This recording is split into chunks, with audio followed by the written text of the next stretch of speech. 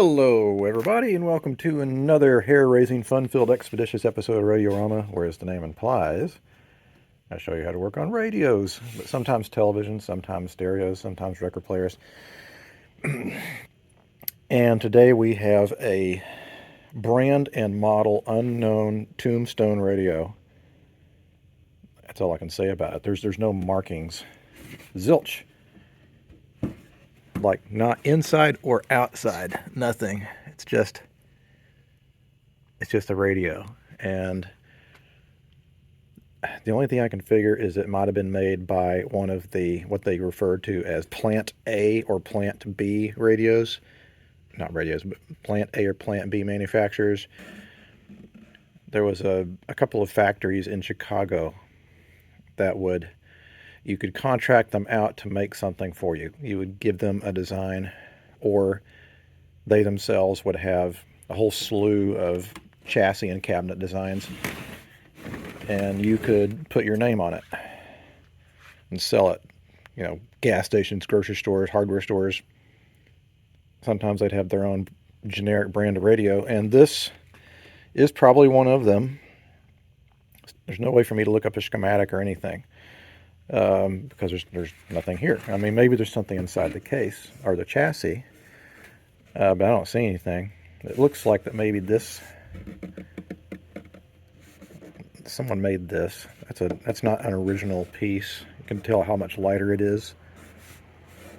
It's a little crude looking, but probably what happened is that the original that was in here fell off and got lost. Looks like we have 5 tubes in here, so it should be reasonable as far as performance. I'm not gonna even think about plugging it in. Need to take the chassis out and take a look. I'm concerned because the wiring going to the speaker got rubber insulation on it, which probably is going to crumble to bits as soon as I remove it. But whatever, probably have to replace that wiring anyway. So let's pull the chassis and see what I'm about to get myself into. All right, well, here is the underside of the chassis. And no markings, nothing. It appears that it's not 100% original. These solar caps are probably from the 40s or 50s maybe. And I'm looking here.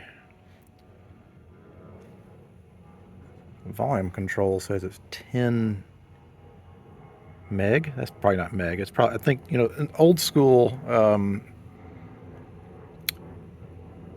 sometimes you see some of these really old sets that say M. That really means K. So it's probably a 10K pot.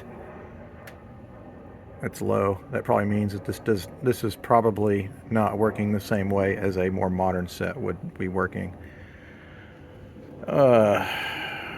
We have, I don't know if I want to work on this fucking thing. Let me get something else. Okay, first thing I'm going to do is replace all the electrolytics. We have 1, 2, 3, 4. Not too difficult. Everything is chassis ground. And so I have my replacement capacitors over here. And we'll see what happens. See if the radio starts to work. Okay, so I replaced the electrolytics in this thing. Turned out this is just the ground for the electrolytic. Probably should take that out since we don't need that anymore. Whatever. Is that all of them? 1, 2, yeah, 3 electrolytics. So I'm going to go ahead and plug her up and see if it so works. And should I plug in the super sketchy cord? Why, sure I should. Let me get the antenna untangled from here, and then I'll plug it in to the isolation transformer, see if it works. All right, well, here goes nothing. I'll plug in my ISO transformer. Lights, camera, action. Looks like we got pilot light.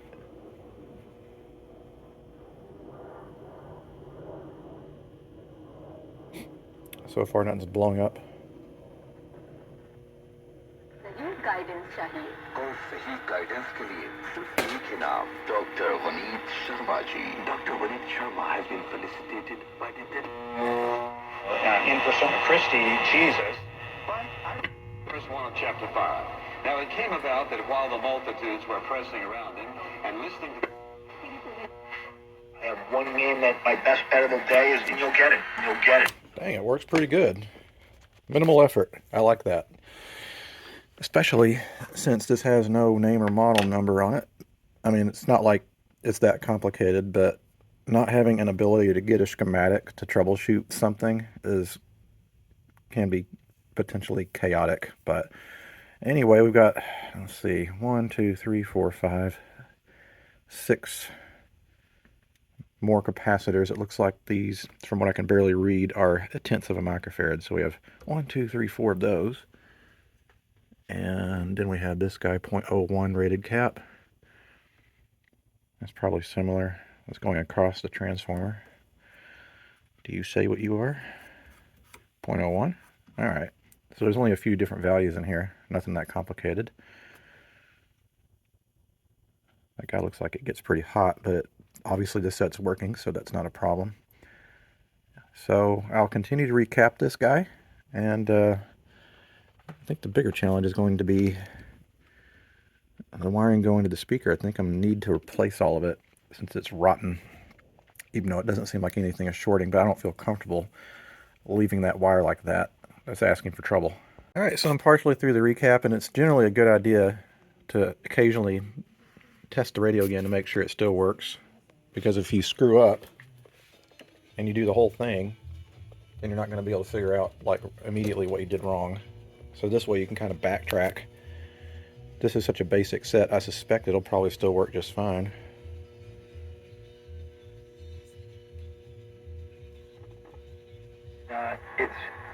I know I'm going to win today. I just know it. I know it. I know it from the bottom of my heart. I know I'm going to win. 888-366-FREE is the number. 888-366-3733. Buffalo, New York. This Carolina-Cincy game. And then Tennessee, Kansas City. All.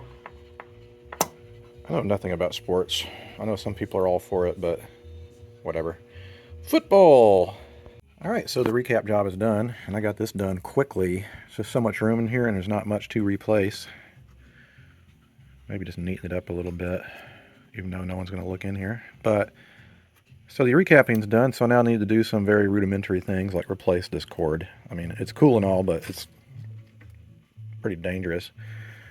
And I also need to install a safety fuse that'll basically keep this transformer from potentially self-immolating, or if it's going to self-immolate, the fuse will catch it first. Prevents the future owner's home from filling up with nasty, tarry smoke. Just make sure it still works. I sure hope it still does. I just got a phone call from the museum president. We have to drive about an hour north of here. Someone's donating their entire collection, and so it's going to be truckloads of stuff. Oh boy, so future projects.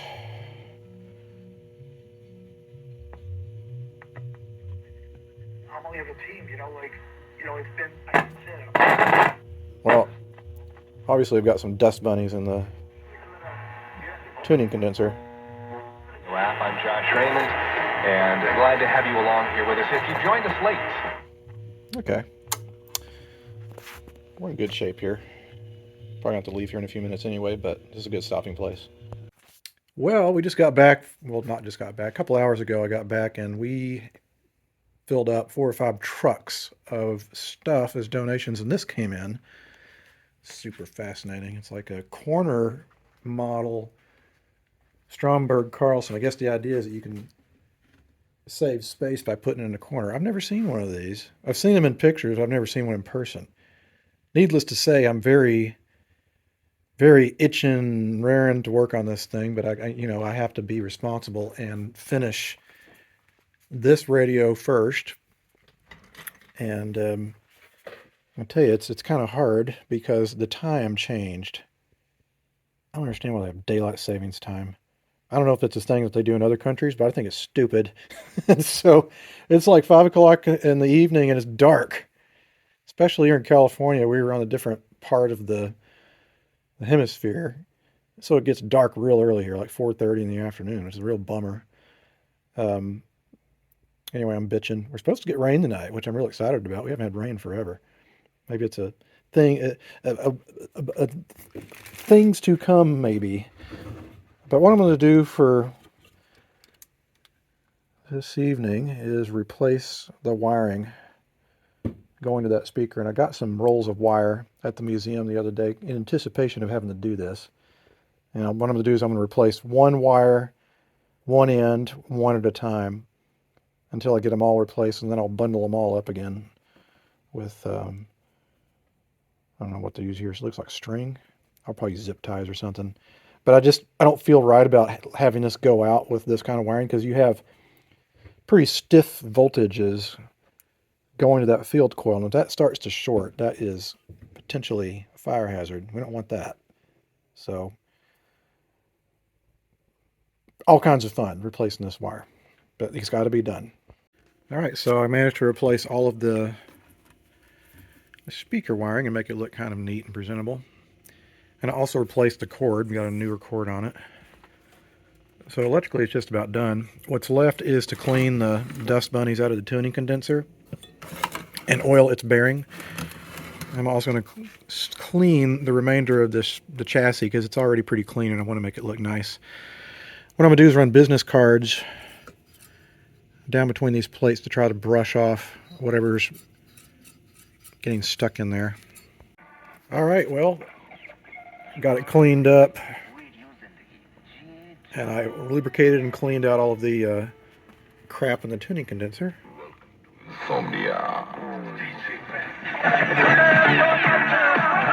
DCP's Brown Boy presents world's #1 Bhangra DJ, DJ Frenzy.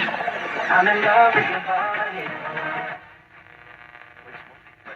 An airport, extremely heavy rain in the area. It has become a critical midterm election. There in the second quarter. Earlier today, Tampa Bay with Tom Brady because Sean... Bay Area's BIN 910 on iHeartRadio. I think Aaron Rodgers is going to be in a get-right situation. It's pretty sensitive radio, I must say.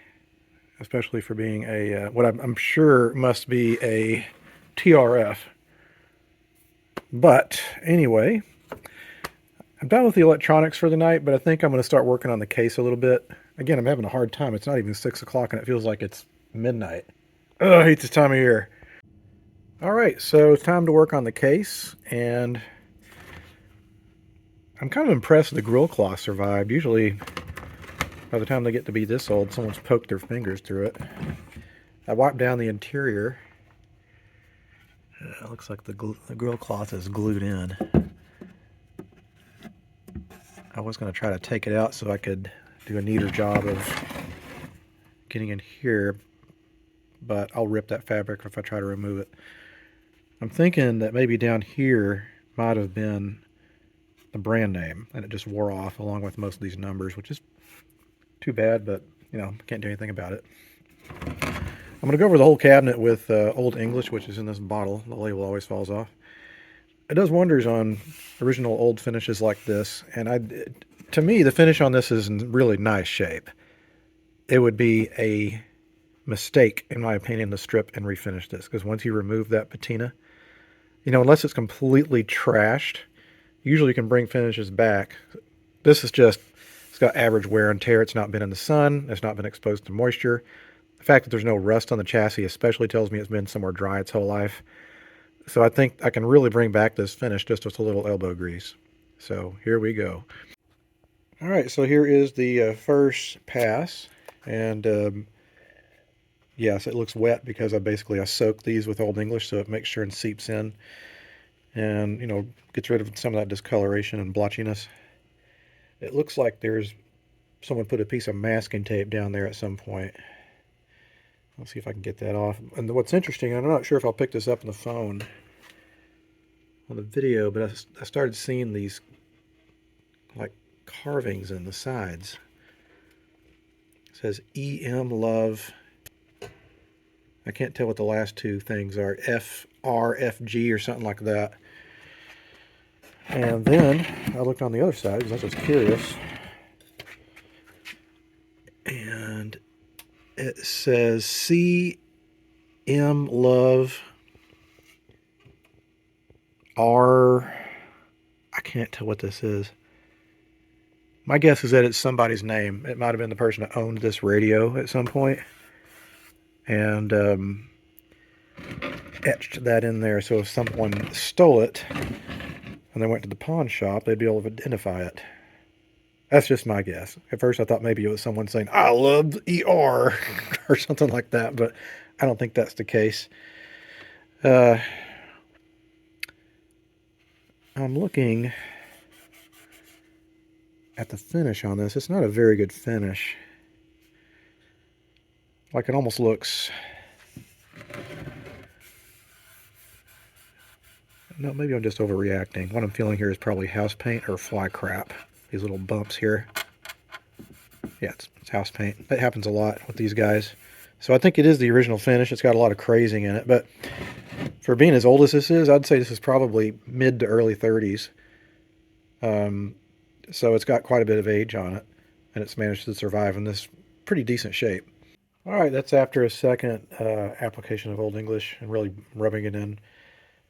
And now what I'm going to do is go over the case with cleaner Caranuba car wax, and that will gently remove a lot of the grime and also bring back some of the original sheen, because a lot of these guys did actually have a gloss or semi-gloss finish from the factory, and it's just gotten dull from abrasion and use. So we're going to slowly lift a lot of the old grimy layers that have adhered to the finish, and we'll get down to as close as we can to the original finished surface. Now I'll show you a little trick that I use sometimes when it comes to things that are really grimy like this.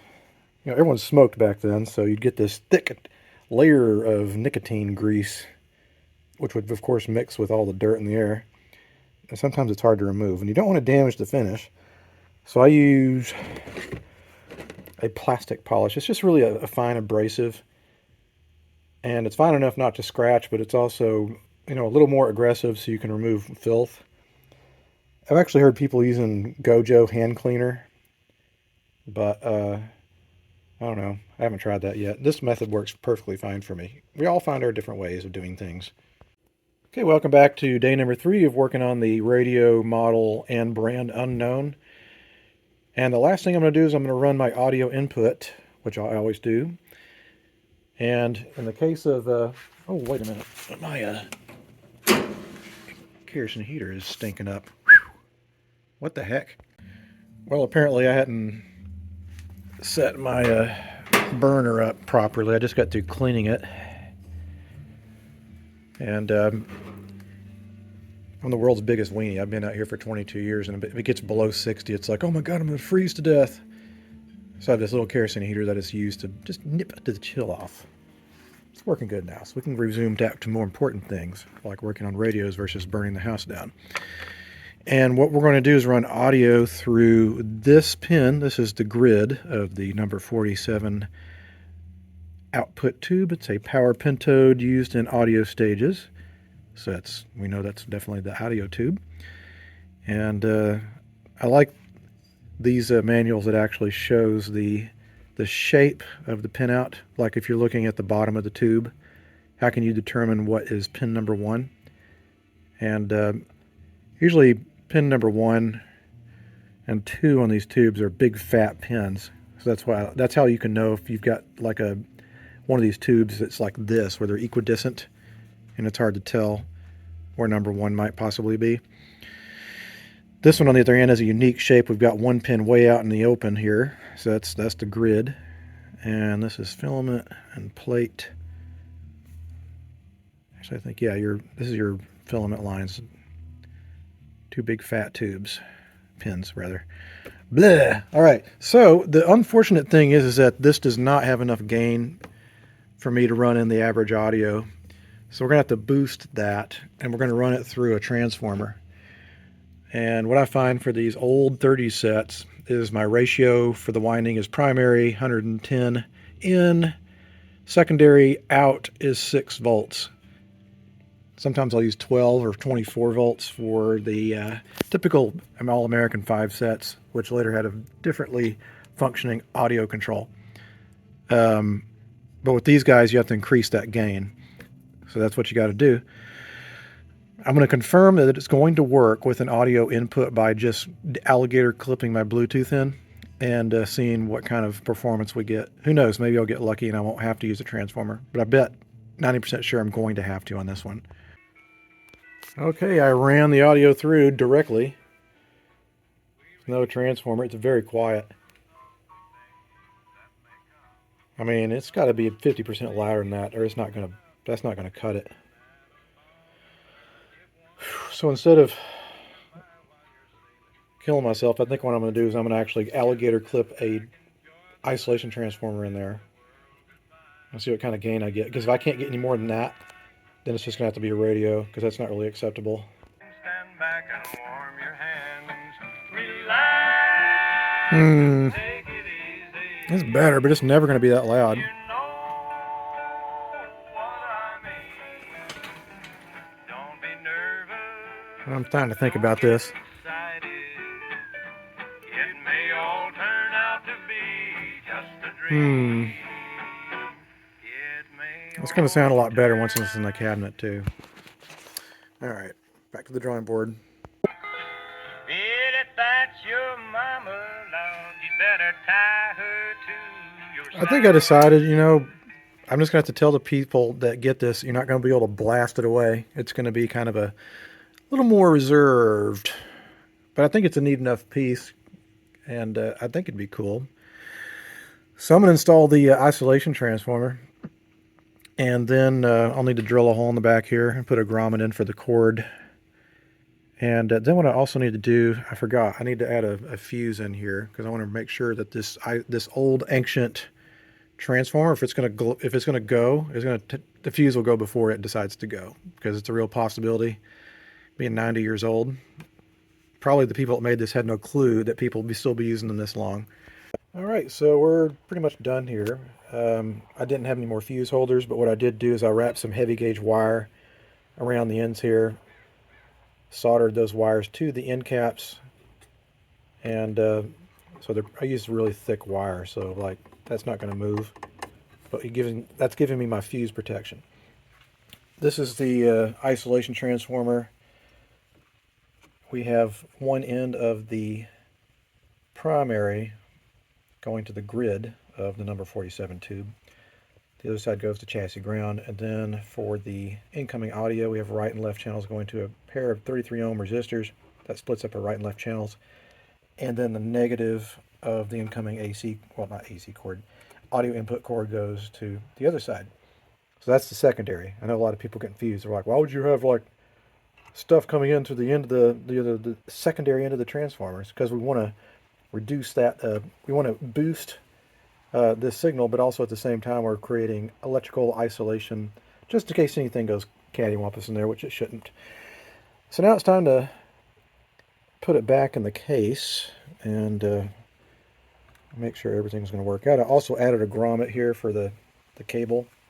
There was actually already a hole here, so I don't have to drill anything, so that's nice. So I know some people get all worked up about, oh, you ruined the radio, you added stuff to it. Guys, all you'd have to do is crack that off, unsolder that connection, yank that out of here. I'll be right back to original form. Besides, all these capacitors are new too, so it's not ever going to be original unless I found miraculously new old stock parts that somehow miraculously tested good after 90 years.